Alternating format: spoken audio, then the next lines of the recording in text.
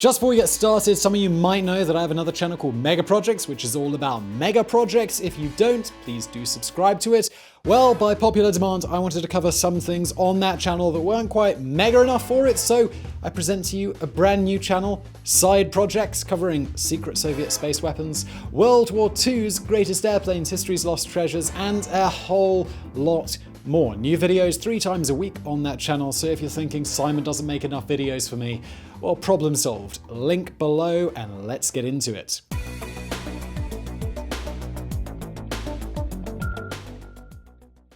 Today we take a look at a pirate unlike any other, Stede Bonnet, the gentleman pirate, so called because he came from a life of luxury and leisure. He was wealthy, he was well educated, he was influential in high society, and yet he left that life behind and instead decided to become a pirate. His motivation, whatever it was, already makes him unique among the pirates we have covered on this channel. But another original aspect of Bonnet was that he was completely ill-prepared for life as a pirate captain. He didn't know how to sail, he didn't know how to navigate, and he didn't know how to fight. But that did not deter him in the slightest, although it did cause some slight friction with his men. This almost makes him a sort of comical character, especially when compared to his peers, but to everyone's surprise, he wasn't the most terrible pirate in the world. He took his fair share of prizes and secured long-lasting notoriety for himself, thanks mainly to his association with Blackbeard. In the end, though, Stede Bonnet proved to be a tragic figure, as the rest of the world was not impressed or amused by his antics, and ultimately he shared the same harsh fate as most of his confederates.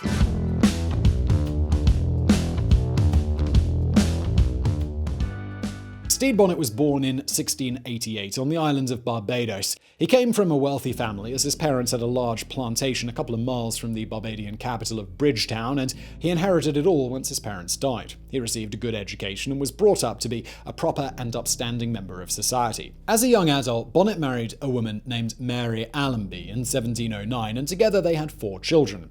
Through the years, he saw his standing in society steadily improve. His wife was also the daughter of a wealthy planter, so he got a large dowry by marrying her, and his own plantation seemed to thrive. He joined the British Army and served in the local militia, where he attained the rank of major. In other words, Stede Bonnet seemingly had everything that a man of the era could ever want. And yet, he did something strange in 1717, something that puzzled his contemporaries and still puzzles historians to this day. He gave up his life and decided he wanted to become a pirate. What exactly prompted Bonnet to do this remains a mystery. The main motives why men turned to piracy in those days was because they didn't know how to make money any other way, or because they wanted to escape the oppression of their governments, or because they were forced into it. None of the above applied to Stede Bonnet. He was considered a gentleman of leisure and wealth who had the money, the influence, and the status to live out all his years in comfort. But for some reason, this did not appeal to him. Instead, he preferred to risk his life on the high seas. So why did he do it? Both his contemporaries and modern historians have offered their opinions. Some simply believe that he was bored and wanted a bit of excitement in his life. If this is true, then Stede Bonnet should definitely be in contention for the most extreme midlife crisis in history. Others thought that he suffered from some kind of mental illness, while Charles Johnson, in his seminal account, A General History of Pirates, claimed that Bonnet wanted to leave his old life behind due to some discomforts he found in a married state, implying that Stede Bonnet was doing all of this just to get away from his wife. There is also a possibility that his financial situation may not have been as comfortable as we previously suggested, as there is a record of him borrowing £1,700 at the start of the year. Maybe a poor harvesting season left him in dire straits, and Bonnet thought he had no alternative but to turn to piracy, or maybe he had already made up his mind and knew that he'd never have to pay the loan back. Ultimately, all of these hypotheses remain guesswork, since Bonnet himself never gave an explicit reason. Speaking of Charles Johnson, we often start off these pirate bios specifying that he is the main source and also that he's not particularly reliable, so everything has to be taken with a grain of salt. Well, that is not necessarily true in this case, because although A General History of Pirates remains an important source, we actually have a more trustworthy secondary one. Because Stede Bonnet was arrested and tried for piracy, a detailed account of his trial in South Carolina was published and survives to this day, so we have corroboration of the things he did as a pirate.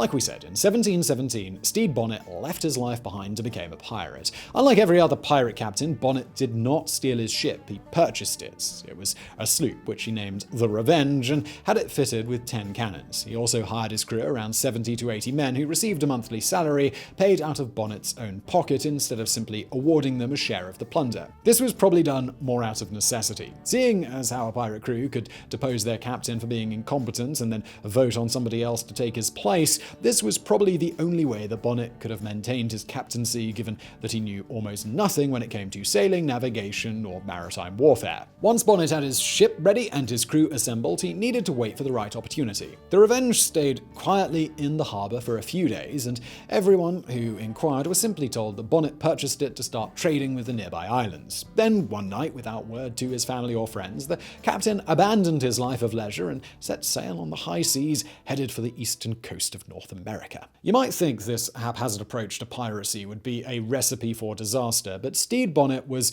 surprisingly successful. He took his first prizes off the coast of the colony of Virginia, where he plundered not one, not two, but 4 ships in a short amount of time. The Anne, the Turbot, the Young, and the Endeavour. 2 of them sailed out of Scotland and 1 out of England, and those were free to go after being plundered. The Turbot, however, was set to sail from Barbados, and Bonnet insisted on having it confiscated and burned down. He would go on to repeat this with other ships from his native island. We're not sure if he did this to try and prevent the word of his actions from reaching back home, or if he harboured some kind of resentment for Barbados. Anyway, after Virginia, Bonnet headed for New York, where he captured another sloop and then resupplied his ship. According to his trial documents, by August 1717, the Revenge was already heading back south to the coast of South Carolina when he captured 2 more ships. First was a sloop from Barbados carrying sugar, rum, and slaves, and captained by a man named Joseph Palmer. And the second was a brigantine from New England under Captain Thomas Porter. Again, Bonnet burned down the ship from Barbados. This initial run proved to be quite successful, although realistically this was more due to the skill and expertise of the crew rather than Bonnet himself. By this point, most of the pirates probably figured out that their captain was a complete rookie when it came to all seafaring matters, and some discontent had already started brewing. It was decided that they would make lands for a while and go somewhere where they could actually spend some of their ill-gotten gains. The Revenge set sail for Nassau in the Bahamas, which was a pirate haven at that time. There, Stede Bonnet made the acquaintance of numerous other sea dogs such as himself, and among them was Captain Edward Teach, better known as the infamous Blackbeard.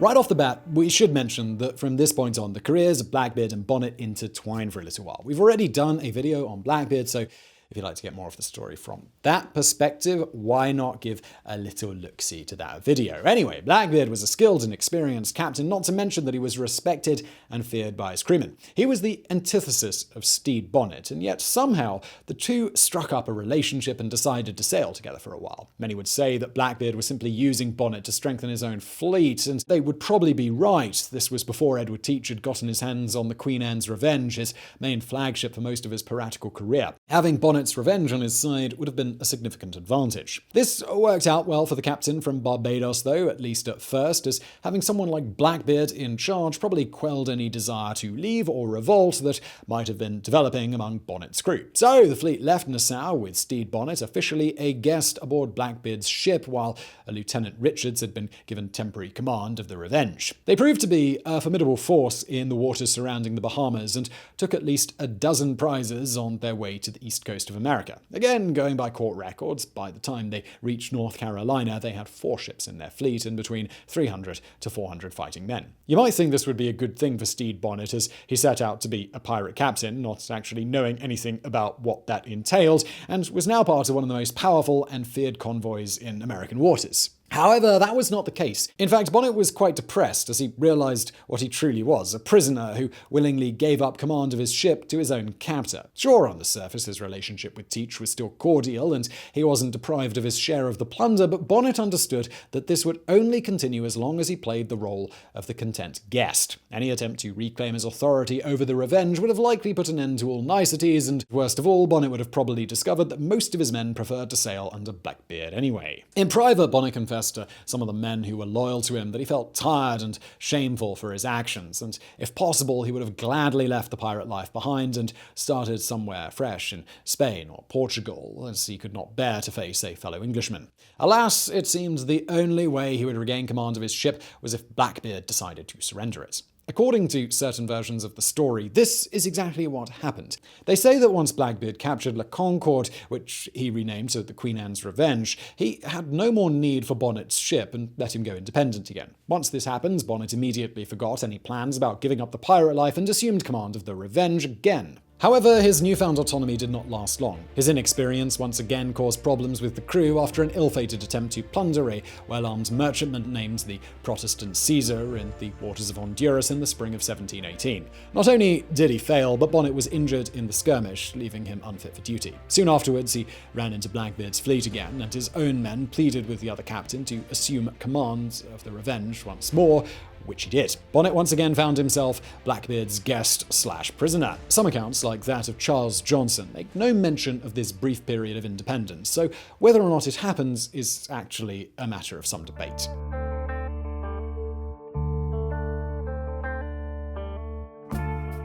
We do know, however, when Blackbeard and Bonnet severed their ties completely, and that's just a few months later.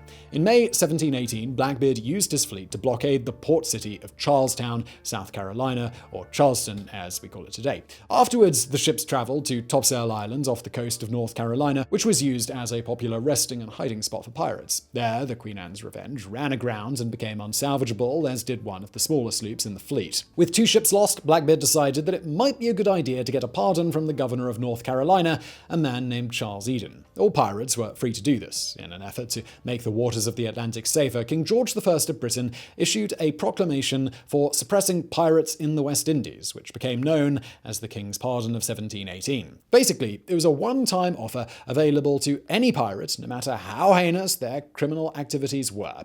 As long as they applied before the deadline, not only would their slate be wiped clean, but they could also receive a commission to become a pirate hunter and take down their former confederates who did not accept the king's pardon. Blackbeard and Bonnet travelled to the city of Bath and obtained pardons for them and their crews from Governor Eden. Blackbeard and his men then left on their way, but Bonnet stayed behind for a while, hoping to get permission to become a privateer. During the time that he had been a pirate, England went to war against Spain, so he thought that he could basically continue where he left off and be on the right side of the law by only targeting Spanish merchants. Eventually, Bonnet was told that he could go to the island of St. Thomas, from where he could obtain a privateer's commission. When he finally returned to his ship, Bonnet discovered one last treachery from Blackbeard.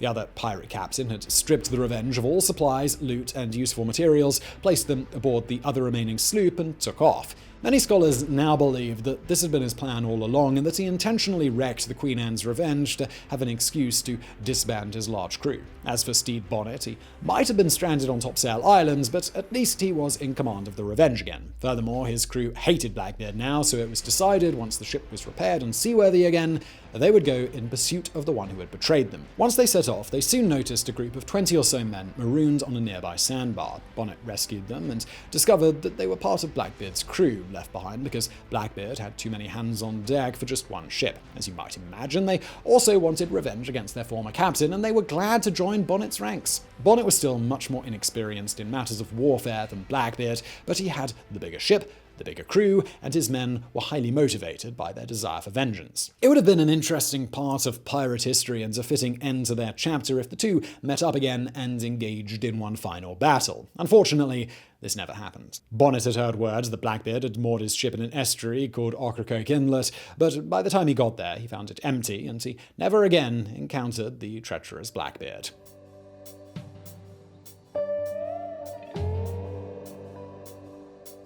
With revenge no longer an option, Bonnet wanted to return to his previous plan, travel to St. Thomas and receive a letter of marque to become a privateer against Spain. However, there was a problem because Blackbeard had stolen all of their supplies. They needed water, food, and liquor, but that posed another problem. They couldn't just plunder a ship. Technically, they weren't pirates anymore, as they had accepted the king's pardon. This was a one-time deal, and if they broke it now, there would be no turning back. They couldn't buy anything either because Blackbeard had also made off with their treasure. In the end, they encountered a merchant ship full of goods and forced it to trade with them. They made off with barrels full of pork and bread and instead left behind a few casks of rice and an old cable, which was the chain holding the anchor. They were probably hoping to get away with it on a technicality since they committed an act of trade, not piracy, even though it had been basically forced at gunpoint and heavily one-sided. They still didn't have any liquor though, and for pirates, they might as well not have had any air to breathe. This is why a couple of days later, they traded with another ship which provided them with 2 hogsheads of rum and 2 of molasses. It is uncertain what Bonnet plans to give them in exchange because the other ship took advantage of an opportunity and fled before the transaction was completed. After this, all pretenses were dropped and they became full-fledged pirates again. Pardon be damned. As a precaution, though, Bonnet did change his name to Captain Thomas and the name of his ship to the Royal James, hoping that maybe this might conceal his identity. Bonnet spent a short time as Captain Thomas, but it was his most successful time. Clearly, he was no longer the same inexperienced, naive man that he was when he started. He was more respected, even feared. Some historians claim that Stede Bonnet was one of the few real pirates to actually make prisoners walk the plank, as this was a practice mostly popularized by the book Treasure Island by Robert Louis Stevenson. Bonnet prowled the waters of the Carolinas, traveling up north into Virginia and Delaware, capturing almost a dozen ships, of which 2 he kept and added to his fleet.